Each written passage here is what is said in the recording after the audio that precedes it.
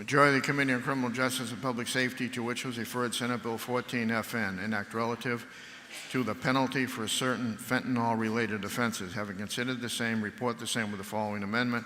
Recommendation the bill ought to pass with amendment. Senator Terry Roy for the majority of the committee. Minority of the committee, having considered the same, being unable to agree with the majority, report with the following resolution. Resolved that it is inexpedient to legislate. Senator Bashir for the minority of the committee. Now, for what reason does a member rise? To make a motion. State your motion. I move to table SB14. Motion is to table Senate Bill 14. That is a proper motion. Representative Rhodes requests a roll call. Is that sufficiently seconded? It is sufficiently seconded. This will be a roll call vote. Members, take your seats.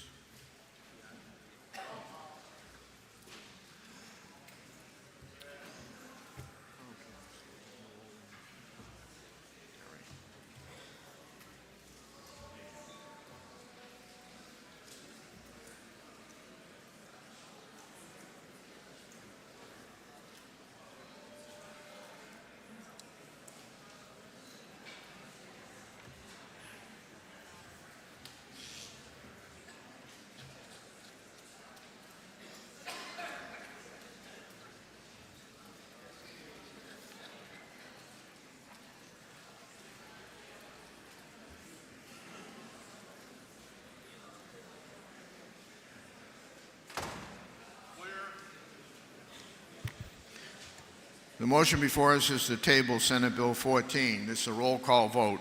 Chair recognizes Representative Newell for a parliamentary inquiry. Thank you, Mr. Speaker. If I know that as this bill has moved through both chambers, we've seen repeated attempts to make it more attractive to those of us who believe that mandatory minimum sentences have been and will continue to be a dismal failure. If I also know that mandatory minimums take discretion away from judges and add millions to our incarceration costs, despite 45 years of experience with a failed war on drugs, that shows that policies like these have no impact on deterring people from committing these crimes. And Mr. Speaker, if I also know that we can save a whole lot of time by tabling this bill right now, I urge you to press the green button to do so. Chair recognizes Representative Roy for a parliamentary inquiry. Thank you, Mr. Speaker. Mr. Speaker, if I know that we've been trying it their way for over a decade and fentanyl is still killing our citizens, would I not vote to red on this? Thank you. The motion before us is to table Senate Bill 14. This is a roll call vote. If you're in favor, you'll press the green button. If you're opposed, you'll press the red button. Voting stations are open for 30 seconds.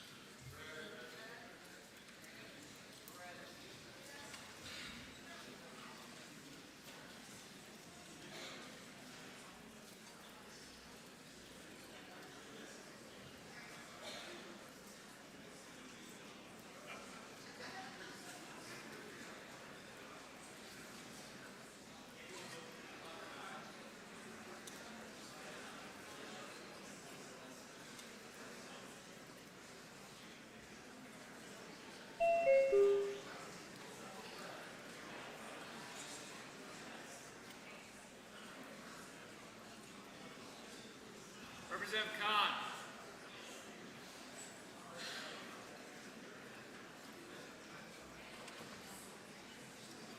Representative.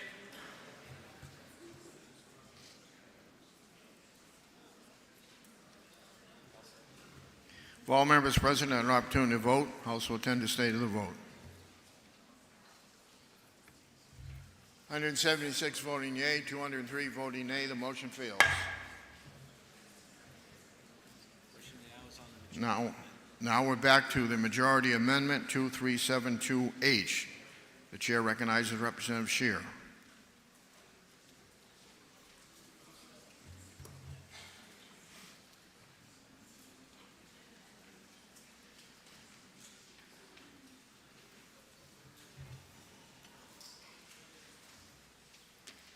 Thank you, Mr. Speaker.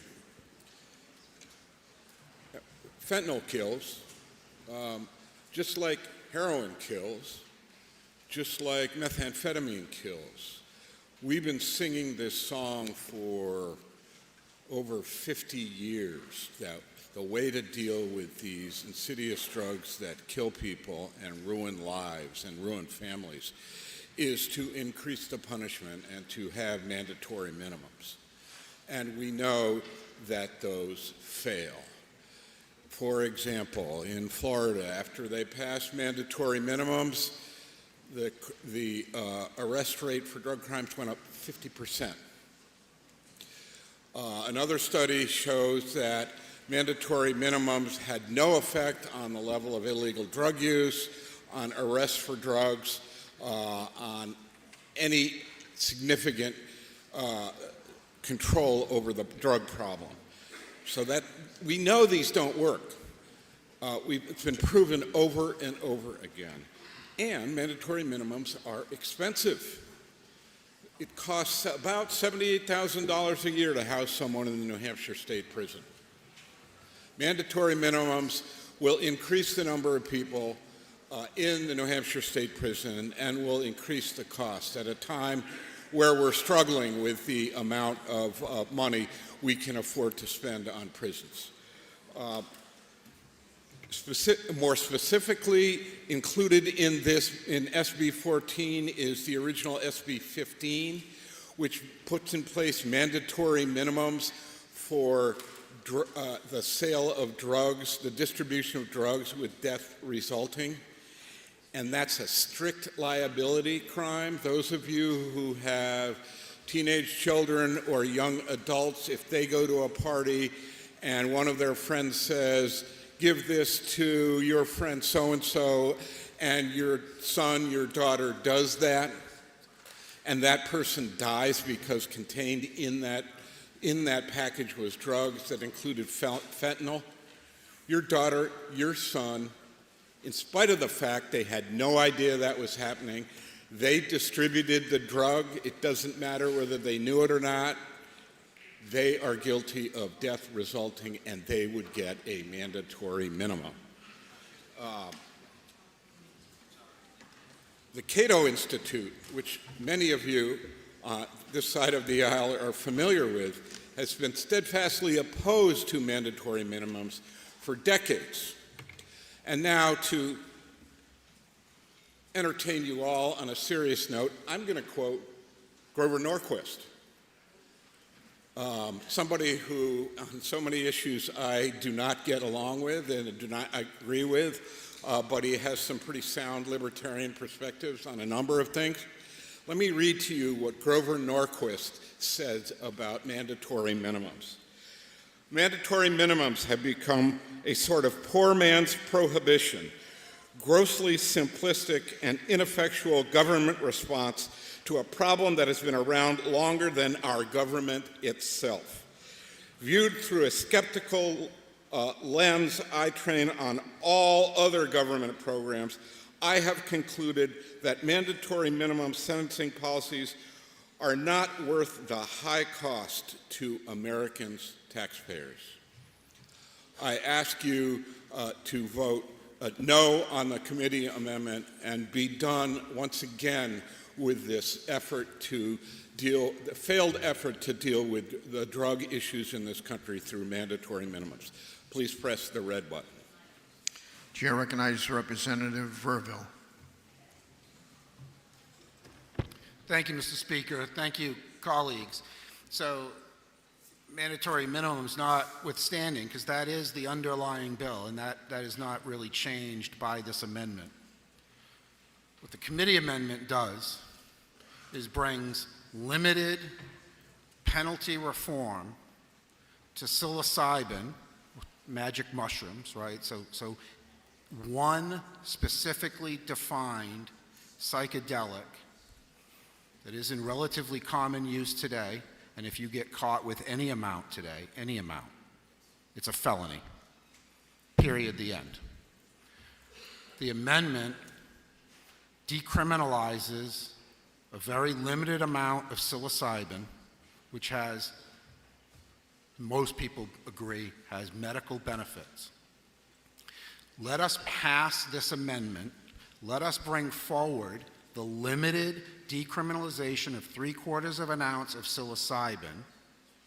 Let us pass that. Then let's have the debate on the underlying bill. So I am asking you, for the greater good, to finally have some meaningful reform on psychedelics. Please press the green button, support the committee's amendment so we can have a debate on the underlying bill. Thank you. Chair recognizes Representative Roy. Thank you, Mr. Speaker.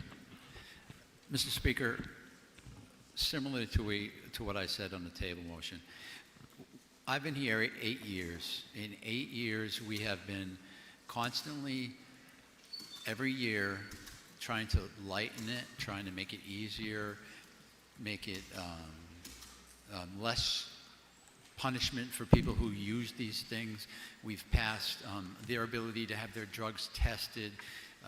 There's needle exchange places. I mean, we've bent over backwards in this state and in this country for these people who are suffering with addiction. And what we're failing to realize is this is not about them. This bill targets people that are carrying enough to kill tens of thousands of people. These are not users carrying this. 20 and 50 milligrams of fentanyl, which is being manufactured in China and shipped through Mexico and brought up here, is killing our children. They're turning it into pills and selling it, saying, here, have some oxycodones. It's fentanyl. And if they don't die, they're addicted. So they're killing our children every day. We've tried it their way, all right? We've tried it for over a decade, and nothing has changed. It's just getting worse.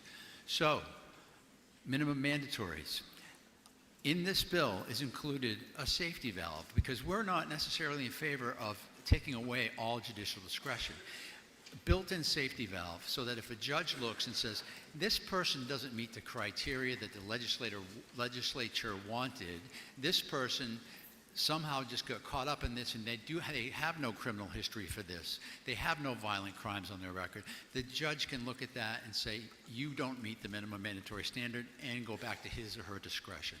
So we've built in judicial discretion, but for the people that are repeatedly bringing these poisons up here to kill our children, we have had enough. The public sent us here to do something about it, and for a decade we've done nothing but enable. Now, I heard, well, you know, we've tried this before and it's failed, the minimum mandatories in the 90s. Well, if you remember the 90s like I do, crack cocaine was everywhere. It was the plague of our country. What haven't you heard about? You don't hear crack anymore, do you? You know why?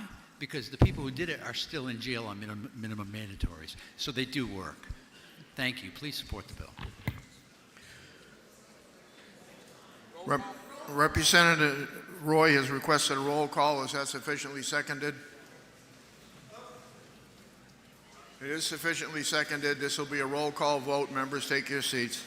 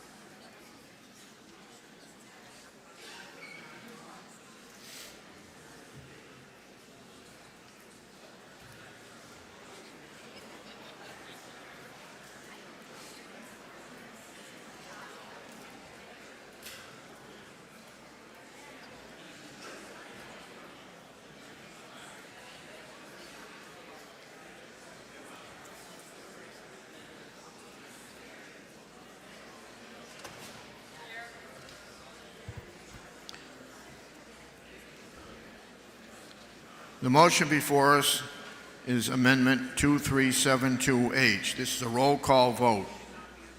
Chair recognizes Representative Scheer for a parliamentary inquiry. Thank you, Mr. Speaker. If I know that the speech that my friend from the other side made about the dangers of fentanyl is the same speech that was given in the 70s and 80s and 90s about the drug, the particular drug at the time that was killing our people. And if I know that there are people still using crack cocaine and still dealing with crack cocaine, and that the mandatory minimums increased the number of people incarcerated but did nothing to stem the tide in crack cocaine, and if I know that the criteria in place that this amendment puts in place to prevent somebody from getting a mandatory minimum are incredibly onerous, and out of every 100 people, one would meet these criteria, would I press the red button and vote no? Chair recognizes Representative Rhodes for parliamentary inquiry. Thank you, Mr. Speaker. Mr. Speaker, if I know that this amendment addresses dealers having enough poison to kill over 10,000 New Hampshire citizens, and Mr. Speaker, if I know that this bill will give judges the discretion while making it clear we won't tolerate this poison being distributed to our communities any longer. And finally, Mr. Speaker, if I know that a gram of fentanyl on the street is approximately $150, making 20 grams $3,000 worth, if that's how much you have, this is not your personal use, you are a drug dealer. If we are more concerned with saving our families than the cost of incarceration, would I now vote green with the committee amendment? Thank you, Mr. Speaker. The motion before us is Amendment 2372H. This is a roll call vote. If you're in favor, you'll press the green button. If you're opposed, you'll press the red button. Voting stations are open for 30 seconds.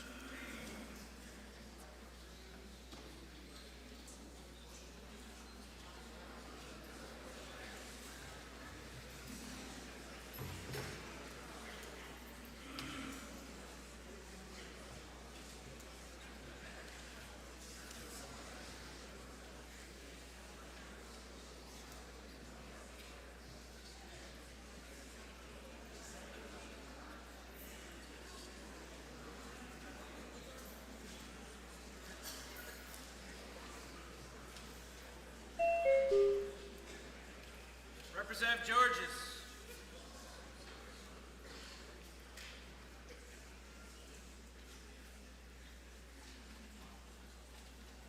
Representative Souter.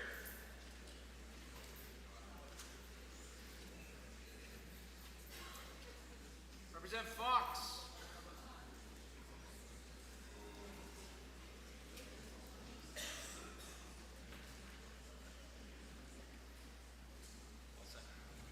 If all members present have an opportunity to vote, House will tend to stay the vote. 217 voting yea, 164 voting nay. The amendment passes. Bills on second reading open to further amendment. Representative Scheer offers floor Amendment 26361. It's in your seat pockets. And the chair recognizes Representative Scheer.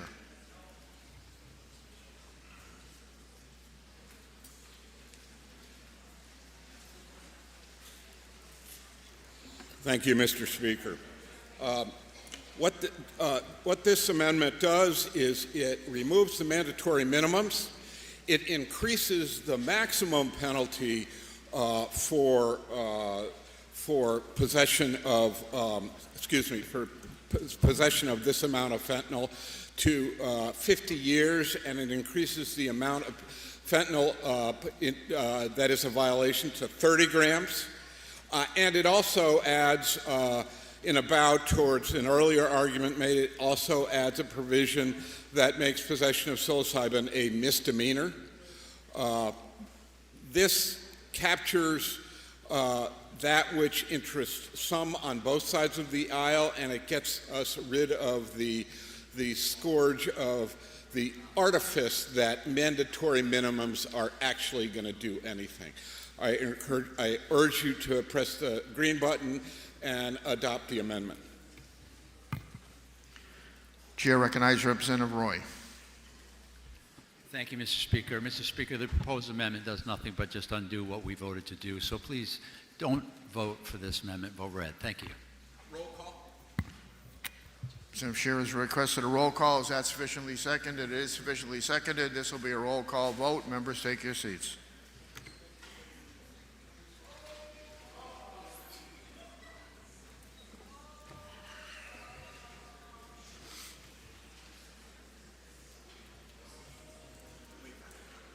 Murphy, aye.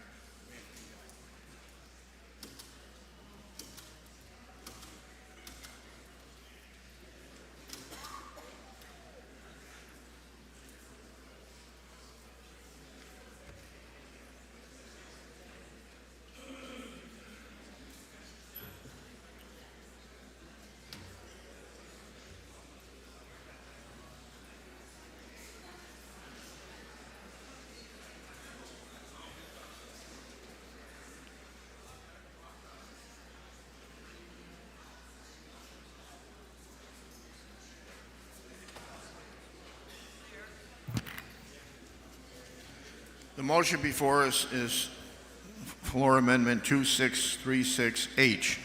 This is a roll call vote. Chair recognizes the Representative Scheer for a parliamentary inquiry. Representative Scheer is waving off. Both sides have waved off. So the motion before us is 2636H. This is a roll call. If you're in favor, you'll press the green button. If you're opposed, you'll press the red button. Voting stations are open for 30 seconds.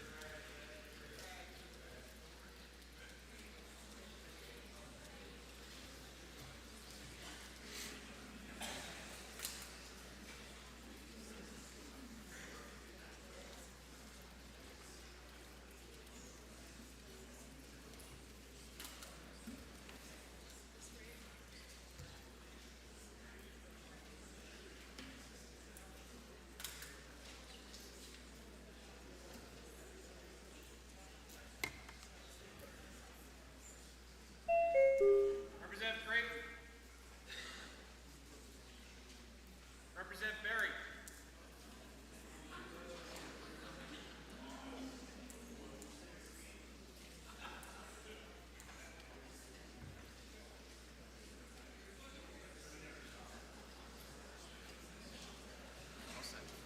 If all members present had an opportunity to vote, House will tend to say the vote. 169 voting aye, 211 voting nay. The motion fails. Bill's open on second reading, open to further amendment. Representative Polozov offers floor amendment 2641, and it's in your seat pockets, and Chair recognizes Representative Polozov.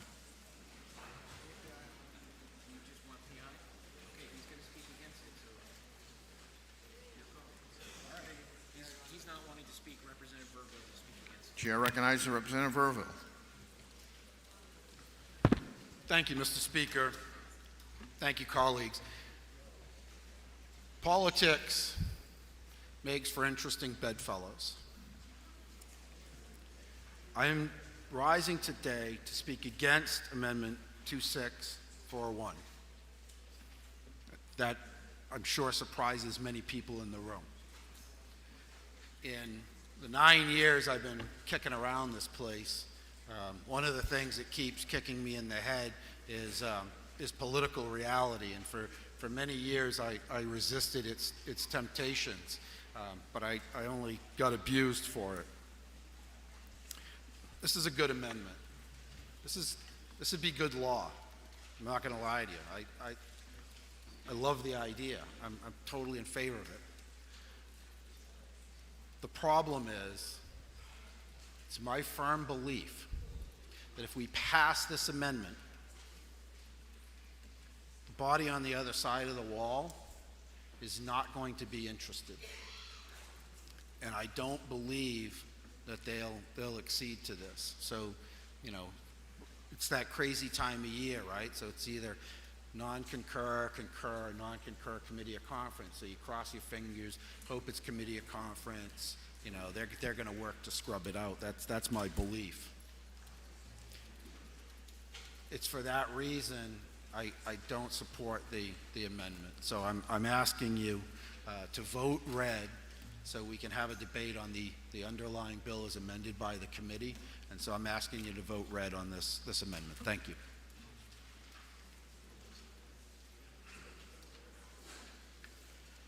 Representative Polozov requested a division. Members, take your seats.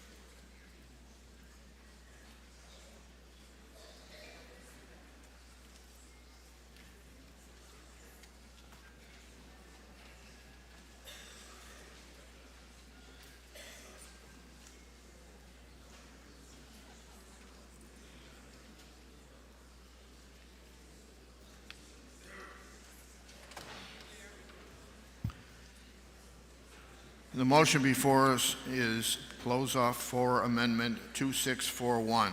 This is a division vote. The chair recognizes Representative Pelosi for parliamentary inquiry. Mr. Speaker, if I know that this amendment will make use of solar energy to produce more affordable medicines, and if I know that the language of House Bill 301 has been unanimously approved by both the House Health, Human Services and Elderly Affairs Committee and this body, would I press the green button to support approved medicine and fight the black market? Thank you. Chair recognizes Representative Verville for parliamentary inquiry. Thank you, Mr. Speaker.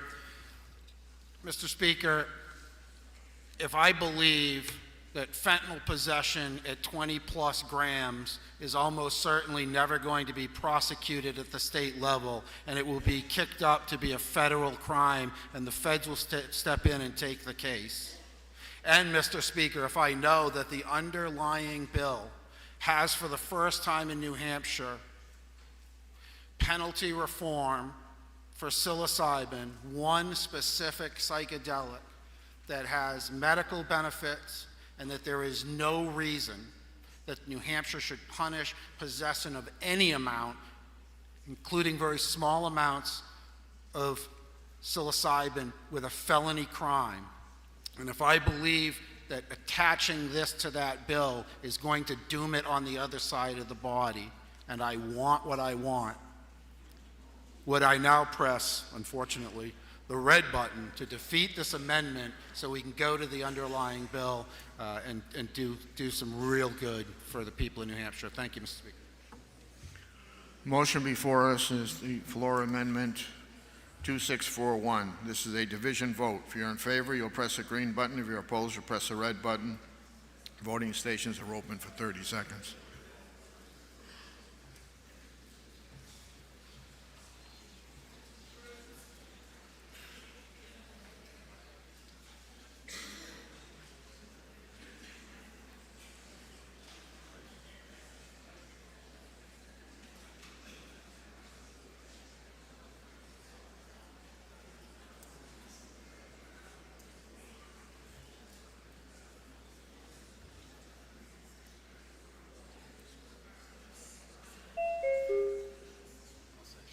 All members present had an opportunity to vote. House will tend to stay the vote. 181 voting aye, 202 voting nay. The amendment fails. We're now on to ought to pass as amended. Chair recognizes Representative Harriet Gothright.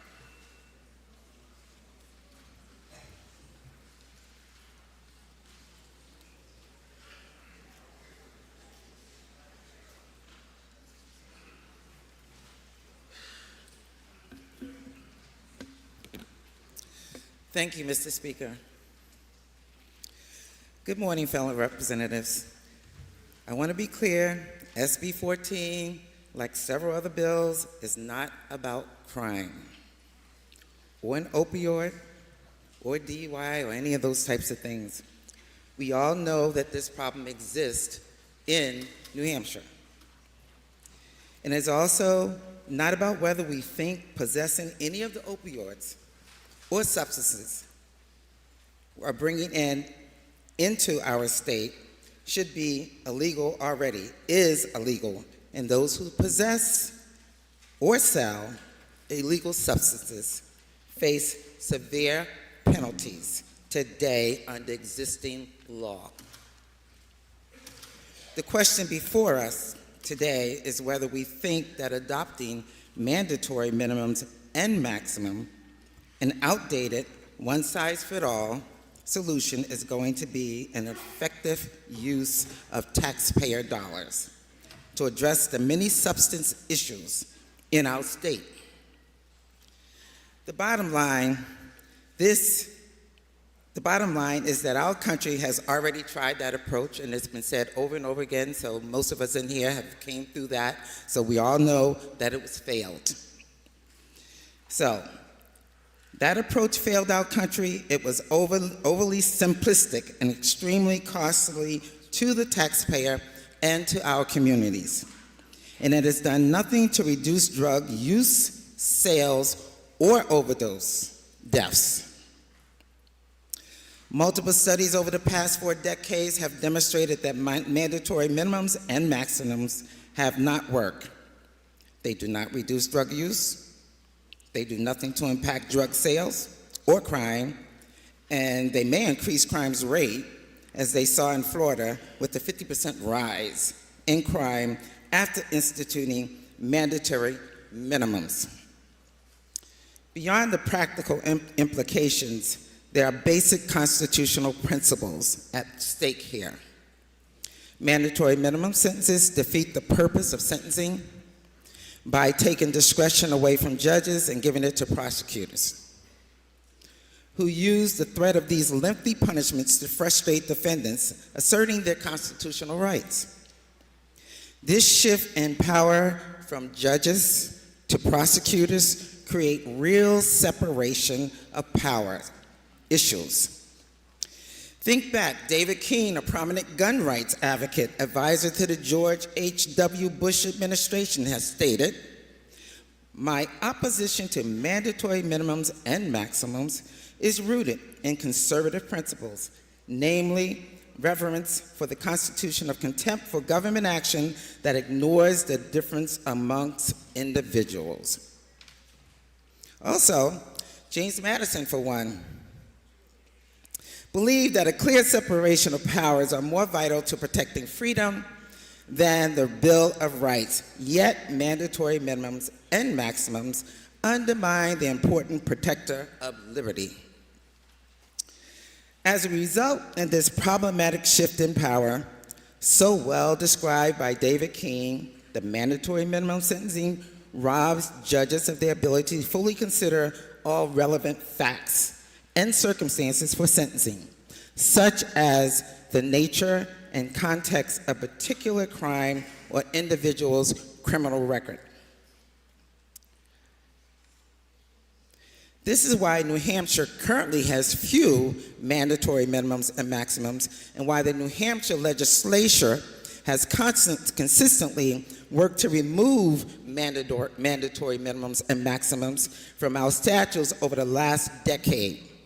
This is also why advocates from across the political spectrum have opposed SB 14 and 15 for similar and other similar bills.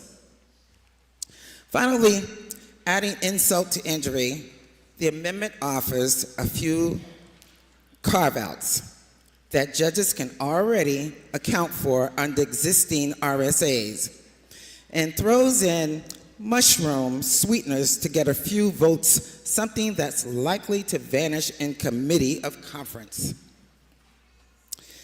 Given what we know today about the impact of mandatory minimum and maximum in sentencing, the question of what to do with SB 14 should not be a difficult one.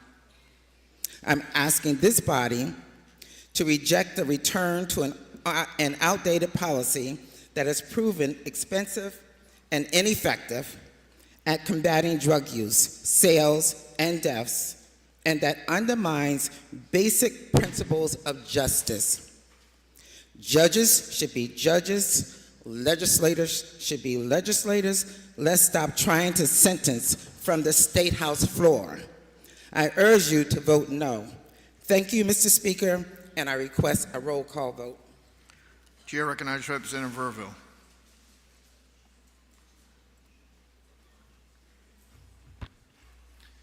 Thank you, Mr. Speaker.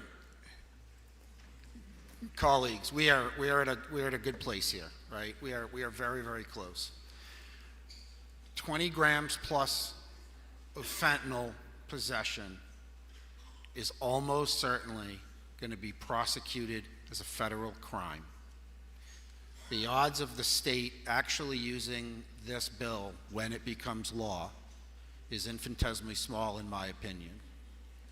This is you can campaign on law and order on this. This is, in my opinion, that's what it is. You can agree, disagree. But what this bill now has in it is it has real psychedelic reform for the citizens of New Hampshire.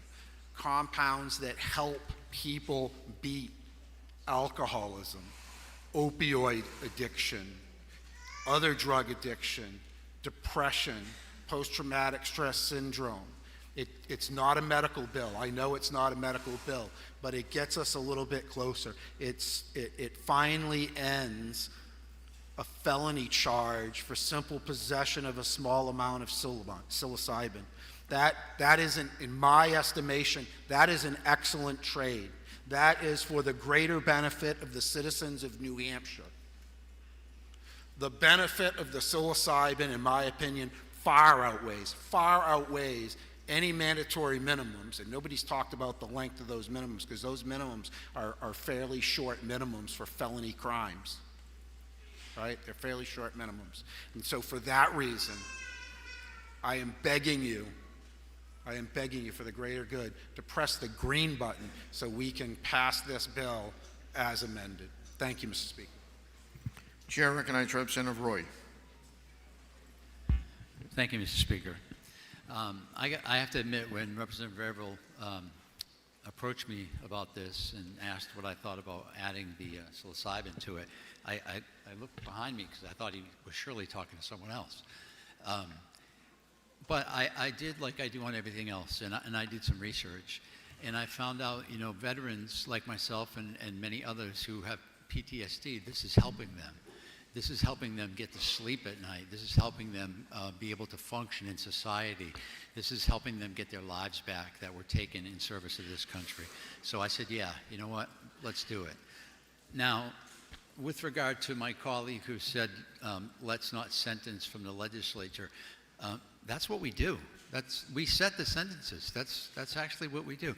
Judge discretion, the judge gets to decide, is the trial fair? Is this person guilty or not guilty? Is the evidence admissible? Is it not admissible? There's judicial discretion from the moment of the arrest until sentencing, and then he looks to what the legislature told him to do.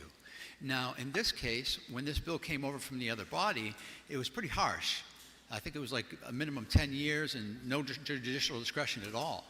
I researched it, I rewrote it, and I added a safety valve so that people who are truly not dealers, in other words, if someone got tricked into carrying 20 grams of fentanyl over the border who has no criminal record, the judge is going to look at that and say, if you read the bill, this person doesn't meet this qualification, they're not going to jail. And incidentally, my friend made a good point. The minimum mandatory, I made it 3.5 years. It's 3.5 years. Come on. I mean, for 20 grams of fentanyl, don't have to kill 10,000 people.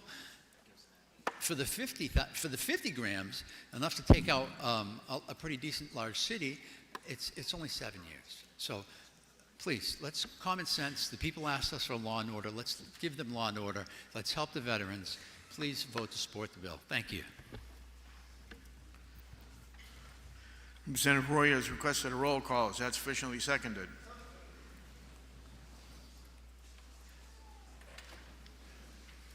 It is sufficiently seconded. Members, take your seats.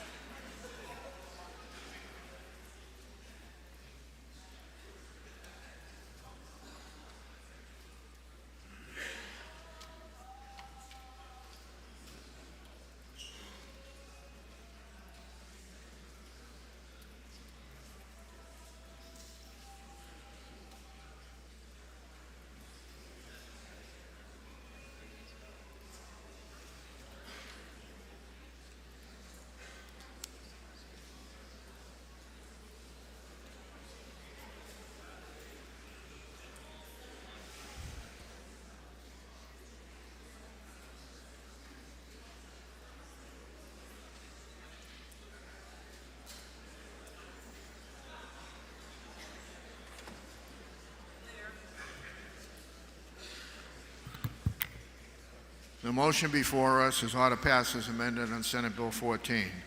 This is a roll call vote. Chair recognizes Representative Newell for a parliamentary inquiry. Thank you, Mr. Speaker. If I know that mandatory minimums have not only been shown to be ineffective, but also to impose extreme harm, irreparable harm, and if I also know that the parts of this bill that we all agree on, I myself voted for psilocybin decriminalization and would love to do that again, but it died in the Senate.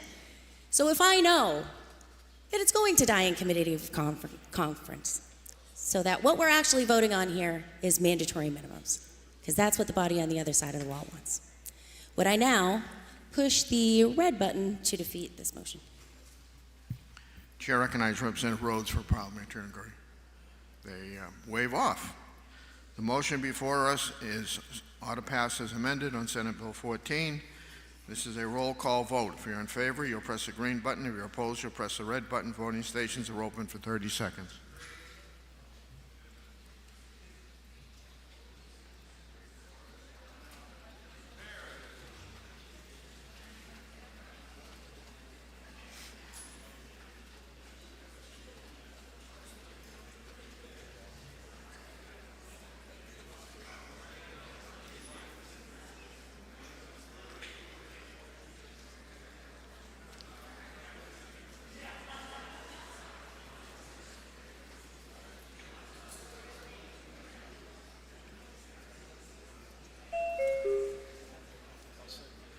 If all members present have an opportunity to vote, House will tend to say to the vote. 214 voting yea, 167 voting nay. Committee report is adopted.